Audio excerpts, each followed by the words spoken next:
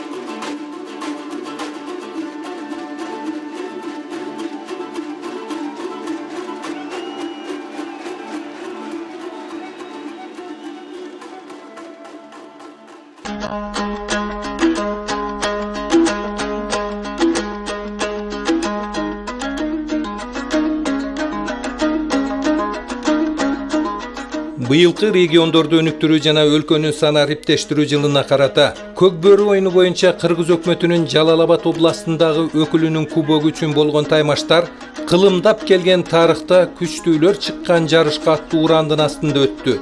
Аты айтып тургандай эле мелдештин уюштуруучусу жана башкы демөөрчүсү Кыргыз өкмөтүнүн Жалал Абад областындагы өкүлчүлүгү.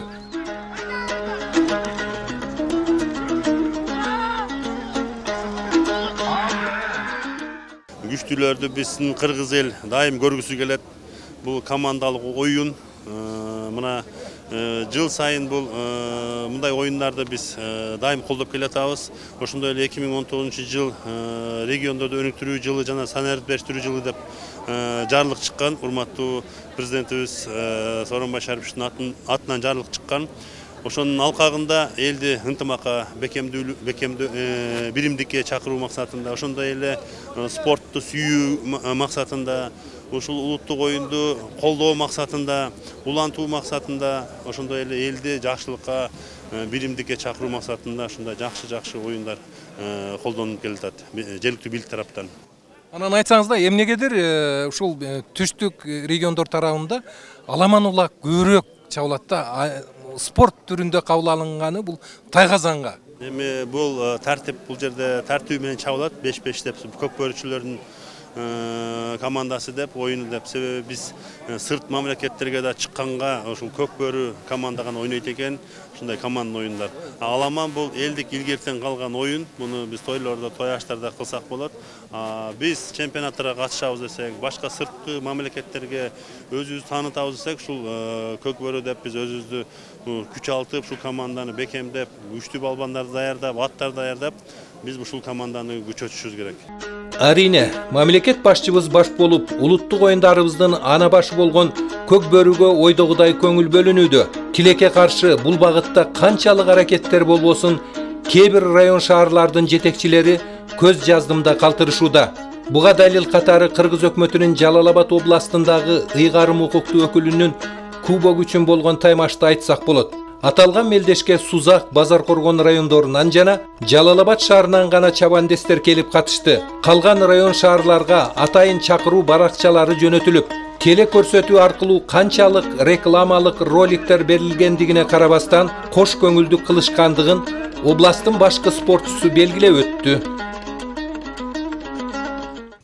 Айтсаңызда, негизинен бул жерде көбүн эсе Жалал Абад шаарынан, анан Сузак районунан командалар болуп тур да, Базаркоргон районунан, Акс районунан, ошондой эле Нокен деген бар, бизде Алабука, Чаткал, Токтогул деген командаларда келсе жакшы болмок экен, Биз мынау биринчиден ошол сиз айтканыгыз туура, мынау 9 туура команда келет эле жылда.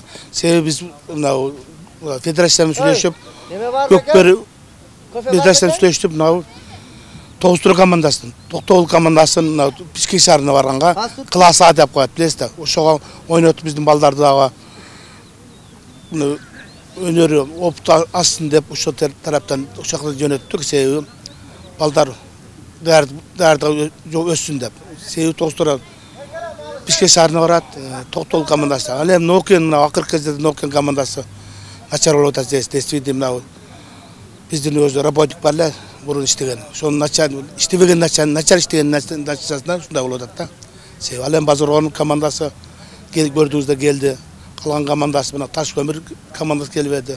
Алабука биз аларга чаткал Алабука акча каражатын жөнөткөнбүз. Ушу команданы алып келгенге деп. Эч кандай министрликтен келбей калды. Аны териштире барабыз өзүбүз буга келгенде. Анан дагы бир себеп биздин ушул көкбөрүчүлөрдүн көбүн эсе жанагы аламан улакка тартып, ушу аламан улакка көбүрөөк тартылганынан себеби дагы кээ бирде Тайгазанга анча көңүл бөлүнбөй калып атат окшойт. Себеби бул аламан билесиз ба, биздин каныбызга сиңип калганда аламан улагы. Ошол себептен көп берген. Анан ошондой эле Тайгазанга көнбөчтүгү, анан аттарыбыздын буга чейин даярдыгы болбостугу. Эң биринчи аттар биз жакшы аттар сатылып кетилип өзүбүздүн начар аттар калып калат да. Ошол себептен Тайгазанга биздин балдар. Аны көрүп атасыз бүгүн эми акыркы оюнда, бүгүнкү оюнда биздин аттарыбыздын уже даярданып атканы, кандай жакшы аттар бар экен. Балдарыбыздын дагы бир аз гана көнүп калды 5-5. Финалдык оюндардын жүрүшүндө уюштуруучуларга акыркы кездери улуттук оюндарыбыздын сап башында турган көкбөрү оюну талашка түшүп жаткандыгы туурасында кеп кылууну көздөп суроо салдык. Айтайын дегенибиз, казак боордоштор акыркы кездери өздөрүнчө ыкмаларды колдонушуп, көкбөрүнүн бир топ эрежелерин жокко чыгарышты. Эми негизинен биз көкбөрү чаап келгенбиз, Тайгазанга дайым оюн болуп келген. Тайгазан менен чабышкан, Тайгазанга улакты ташташып көнүшкөн улакчылар эми көкпарды жакында эле чыгып атат. Биз эми көкбөрүнү биз тааныйбыз, көкбөрүнү биз билебиз. Мындан ары ушул спорт менен кетебиз. Менен кетишибиз керек буюрса. Көкбөрү жана көкпар оюндарынын ортосундагы алаш эмдиктерде область жетекчисинин ою менен спорт жаатын тейлеген адистердин ой жүгүртүүлөрү шайкеш келди. Билесиз, бурун көкбөрүлөр деп чагылып келген буга чейин. Казакстанда эле, Кыргызстанда эле көкбөрү болуп чагылып келген. Биздин федерациянын начар кызыгы жоктугунан ушул себептен ушундай көкбөрү болуп казактардын эмесине утулуп атат. Жана Тайгазан боюнча дагы спорт Тайгазанда травма көп болот дейт. Бардык спортто травма бар. Мен футболду айтсак 73% футболда травма, футболдан чыгат, спорттун травмасы. Ал көкбөрү, любой кайсы спорттун түрү болбосун травма болот да. Ошону караш керек. Ошон үчүн даярданыш керек, даярдык көрүш керек. Казак туугандардыкы аламан улакка эле окшоп калып атат. Да, ушул аламан улакка. Себеби аерда курка чабышат, аламандай эле. Эч кандай тактика, техника дегендерден жок башталарда. А бу жерде Тайгазанга барыш үчүн аттарды даярдаш керек. Улакчылар даяр болуш керек. Аны өзүнүн расчеты болуш керек. Тайгазанга кандай барыш керек. Ал биздин, мен айтам, прямо түзмө-түз айтам, биздин федерациянын начар иштеген натыйжасын ушундай болот. Иштеген жок. Ошол жыйнаш десе качыба жыйнаштар. Себеби ошол биздин федерация көкбөрү билбейт өзү правиланы. Ошол себептен качып жүрөт. Эгерде билген болсо талашат. Буга чейин талашып келгенбиз. Илгери бир Болошамшиев талашып келген. Жоксо ал кесиби башка адам. Азыр эми федерация болуп алып качып жүрөт андан. Барып талашыш керек эле. Антпесе спорт эме көкбөрү өнүкпөйт биздин. Туура айтасыз. Негизинен алганда көкбөрү көкпарга караганда кызык. Ошондуктан мына түрк туугандар бүткүл дүйнөлүк 4-чү көчмөндөр оюнун ушул Тайгазанга чабабыз дешип атат. Билесизби, мына спорт бут Тайгазан чабуу адайын тактикалык, техникалык даярдык керек. Балдардын машыгуусу керек. Ошон үчүн ошондойт. Себеби бул массалуулуктан сапаттуулукка өтөт Тайгазанга. Ошол себептен Тайгазан керек. Ошо түрк туугандарда туура түшүнүп Тайгазан деп чыгып атат. Учурдан пайдаланып кыргыздарда көкбөрү оюну кандайча пайда болгондугун билүү максатында республикалык жана эл аралык деңгээлдерде өткөн мелдештерде Такай жооптуу милдеттерди аткарып келген Адистин оюн угуп көрүүнү туура көрдүк. Биз эми биз баарыбыздын кыргыз болгондон кийин мен ойлойм Кудай баягы биздин мурунку ата бабаларыбыздан келаткан бул көк бөрү деген бул өзү тарыхый чоң күчтүү таасирдүү оюндун бири болуп келет. Анткени көк бөрүгө мен токтоло кетсем, бул көк бөрү эмнеден калган? Бул көк бөрү мурунку кылымдарда ушу айылдардагы малдарга, жандыктарга ушу көк бөрүлөр кол салган. Ошол убакта ушу эмне кыларын билишпей адамдар. Анан ошол жерден айылдардан балдар топтолуп алып, ошо көк бөрүнү барып кармашып, ошо көк бөрүнү оюн кылып келишкен да. Андан кийин ушу көк бөрү баягы азайган убакта бул текеге өткөн. Андан кийинки билесиздер, биз баягы эгемендүүлүк жылы болгондон кийин ушу 5-5 тай казанды ойлоп табышкан. Бүгүнкү күндө мына биздин ушу Кыргызстанды даңазалаган көк бөрү оюну мен ойлойт элем, мына биздин ушу Кыргызстанда дүйнөлүк 3 жолку көчмөндөр оюну болду. Ал жерде дагы көк бөрүнү тай казанга ойношкон. Бардык дубандан келген, мамлекеттерден келген көк бөрүчүлөр бүгүнкү күндө биздин көк бөрүгө аябай кызыгып келишет да. А мен ойлойт элем, көкпар деп атат эми казак туугандар. Бул көкпардыкы биринчиден бул оюн мага анча жакпайт. Анткени бул баягы тай казаны жок, бул кальцой ойногон оюн. Көк бөрү оюнуна кызыккан чабандес күйөрмандар көп болгондуктан акыркы жылдары кесипкөй профессионалдык клубтар түзүлө баштады. Жалал Абад областында көк бөрү оюну кызып барайтканы билинип турат. Бул турган кеп, бийликтердеги да жардам берсе ошентип жакшы. Көк бөрүнү кантиш керек? Муну туру уламдан чыккан жаңы спортчуларга түшүндүрүш керек. Бул келечекте мына азиялык чемпионаттарга үмүт кылып, ошолорго барабыз деген ойду жакшы түшүндүрүп, ушу алдыга көздөгөн умтулууларды жакшы кылса, ошондо алдыга кетет Кудай буйруса. Бул көк бөрү деген жакшы нерсе экен да, элди ынтымакташтырып, мына областтын түрлүү жерлеринен келип, байланышып, жакшынакай болуп, бул спорт болгону менен ынтымакташуу. Балдарды ат үстүндө үйрөтүү. Абдан жакшы иштер болуп атат. Эми ушул көк бөрүнү өнүктүрүү үчүн азиялык чемпионатка ынтымак болуп, жакшылап алып барса, Кудай калса, Кыргызстанда жеңиштери болот деп ойлойм. Анан айтсаңарда, мына сиздер жакшы бир көк бөрү клубун түздүңөр эле да. Ошол барбы? Тараган жокпу? Бар, Кудай кааласа, бирге деп Тынар Курбаналиевдин атынан болунган, бар, тараган жок, жакшы. Ал азыр ошо 5-местагы орун алып калды, бирок келечеги болот деп ойлойбуз, Кудай кааласа. Мындан ары бизде дагы ушу айыл өкмөттө 1-2 команда түзүлүп атат. Командалар жаман эмес, жакшы. Бирисин айыл өкмөтү өзү жардам берип атат, бирисин Тынар Курбаналиев спонсорлук кылып алдыга алып кетип атат. Анан ошо Тынарга окшогон көк бөрүгө кызыккандар көбүрөөк болсо, биз атай профессионалдык клубтарды түзсөк болот эле да. Мына түндүк тарапта көптөгөн профессионалдык клубтар бар да. Эмнеге бизде эмне жетишпейт бу? Бизде жетишпен айланып келе ынтымактчылыкка. Анан ошол 18 жаштагы балдарды клуб кылып, сиз айткандай, топ-топ, физический жагынан, ат жагынан барып келип эле финансы жагына такалат. Мына өкмөтүбүз кыйла жардам берди. Быйыл бизде жылыш бар. Жардам бергенден кичине жылыш бар экен. Ошону финансы жагынан бир спонсорлор чыгып алдыга жетелеп кетмейинче, бул туруп калчу нерсе экен. Керек болсо бир күндө таркап кетчү нерсе экен. Бул команданы кармап туруш үчүн өтө чоң мээнет керек. Бул аралыкта кесипкөй көк бөрүчүлөрдүн таймаштарынын калыстыгын аркалаган Каракылды карт жарган калыстар тобу өсүп чыкты.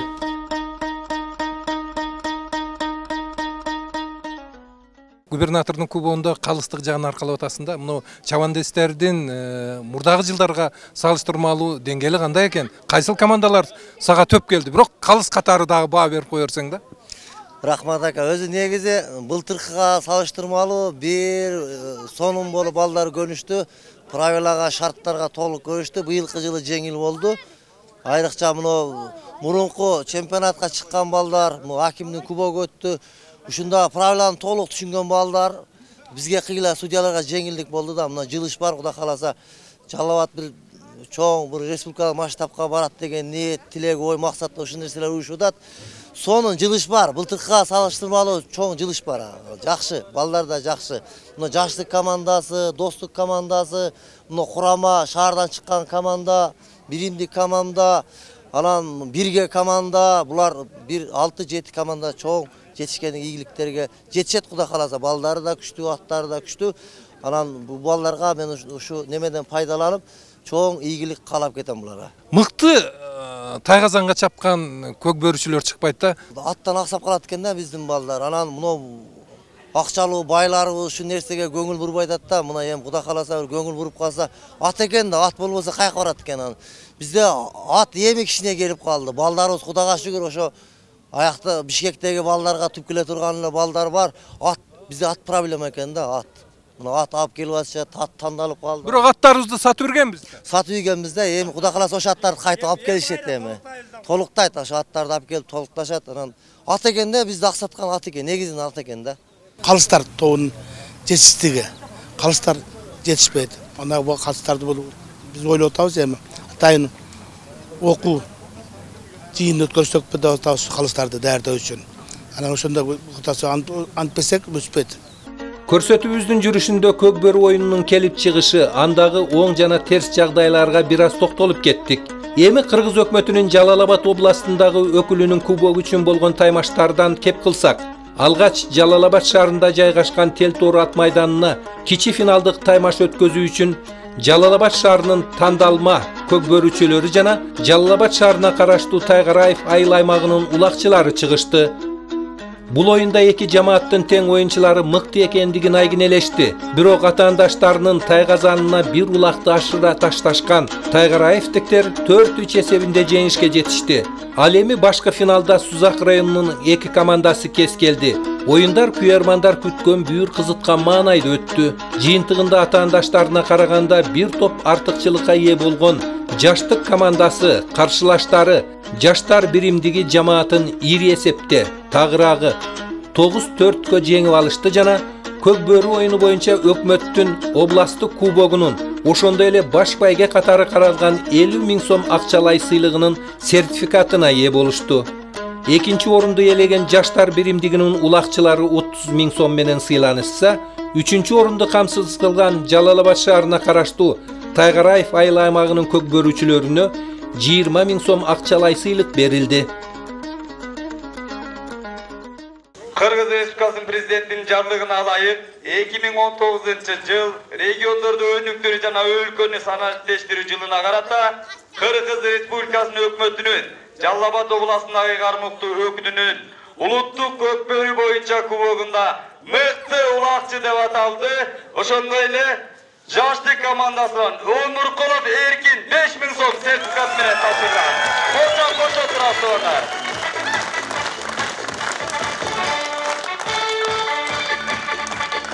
Үч күндөн бери жакшы оюн болду туугандар. Коштоп туралы биздин оюнчуларды. Азаматсыз. 10-15 күндөн бери драйверлап элем, балдар жакшы. Көптөн бери чаап жүрүшкөн. Эми атаңдашты айтсак, баары эле күчтүү команда болду. Ар жердин курама командалары болуп терилип келишип. Кудай насипкен бизге омат келип, билети алдык. Андан кийинки биздин сыйлыгыбыз бул мыкты ат.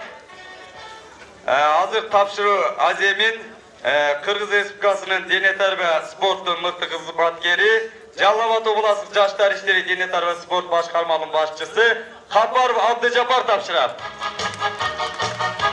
Мыкты ат деп аталды, достук командасында Көкбет деген ат. Коштоп коюңуздар 5 000 сом сертификат менен. Көкбет деген ат экен, ушул ат жакшы оюн көрсөттү. Ат адамдын карасы дейт туугандар.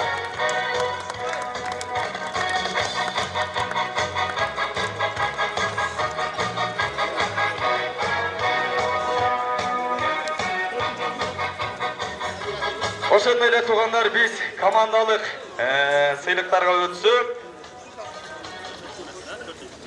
4-орунду тапшыруу аземи Жалал Абад областық Ички иштер башкармалыгынын орун басары Абдыгулов Масат Абдырайымов ыйлайт. 4-чү орун, урматтуу туугандар, 10.000 сом сертификаты менен Жалал Абад шаарынын курама командасы сыйланат. 4-чү орунду ээлегендиги үчүн. Кара команда, кел коюңуздар, капитан команда. Кара колча коштоп турат туугандар. 4-чү орунду ээлегендиги үчүн 10.000 сом акчалай сыйлыгы менен Жалал Абад шаарынын курама командасы сыйланат.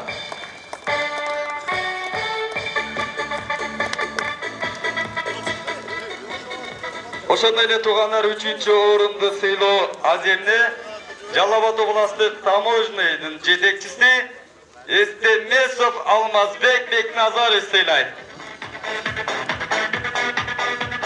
Урматтуу туугандар, бул жерде 3-чү орунду ээлегендиги үчүн Достук Тайгараев айыл аймагынын командасы 20.000 сом акчалай сыйлыгы менен сертификат менен.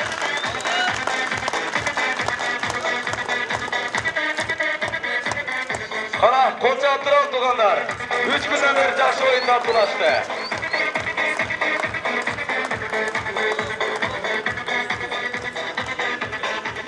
Алеби туугандар, өзүңүздөр күбө болдуңуздар оюнду.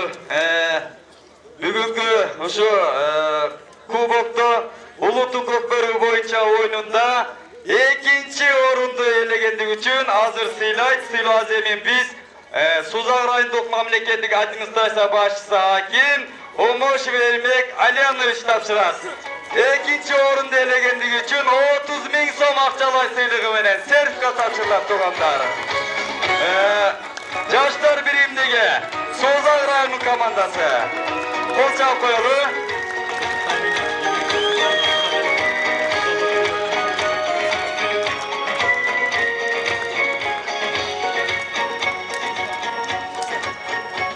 Mana özüңүздөр күбө болуп атасыздар туугандар. Бүгүнкү ушу Кыргыз Республикасынын өкмөтүнүн Жалал Абад областынын ыйгарым укуктуу өкүлүнүн кубогунда чемпиондор биздин спортсмендер азыр сыйлоо аземин өткөрөт. Жалал Абад областык Кыргыз Республикасынын өкмөтүнүн Жалал Абад областынын ыйгарым укуктуу өкүлү Сатыбалдиев Кыянбек Урмаматович өткөрөт. 1-чи орунду ээлегендиги үчүн 50.000 сом сертификат менен Жашты Сузак районунун командасы сыйланат. Ошондой эле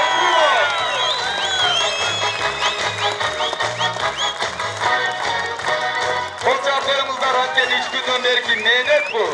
Мына бүгүн ушу кубокто баш байгени алып отурушат туугандар. Кут болсун. Урматтуу туугандар, анда биз азыр бата менен элге көрөт, жамгыр менен жерге көрөт дейт туугандар. Анда бата бердирип коелу туугандар. Ат менен жигиттер өкөп, кабат элек айтабыз. Ушул аттын жанында кыямат күнүнө чейин жакшылыктар бар дейт. Ушул берген кол алган колдон жакшыраак, күчтүү момун көзсүз момундан жакшыраак дейт да. Ат менген адам дайымдай бир салтанаттуу, бою бийик, мындай көңүлү ток жүрөт. Ушул атка жем берип, ушул атка суу берип, чөп берген инсан садака кылган соогуна ээ болот экен. Ошон үчүн аттын башында жакшылыктар бар дейт. Ошон үчүн ат минген адам эч убакта аттын башына чаппаш керек экен. Ошол адамдын ооматы болгондон кийин ооматыңызга чаппагын деген сөз экен да. Ошон үчүн сиздерге калып элек айтып кетебиз. Ушул дайым ушу жакшылыктарды багдырыңыздар, келечегиңиздер кең болсун, ден соолугуңуздар чың болсун, элибизде, журтубузда тынчтык, бейбитчилик болсун. Алла таалам ушу эл башы, журт баштарга дайым жакшы өздөрү улай берген болсун. Аллаху акбар. Берилип кетчү жагдай жеңүүчү аталган команданын улакчылары жакында Нооруз күнүнө карата Ош шаарында өтүүчү Көкбөрү оюну боюнча түштүк региондор аралык турнирине катышат.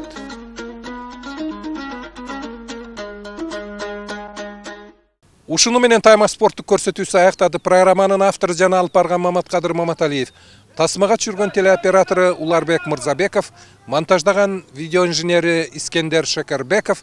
Дайыма спорт менен машыгып чыңден соолукта болуңуздар, саламатта калыңыздар.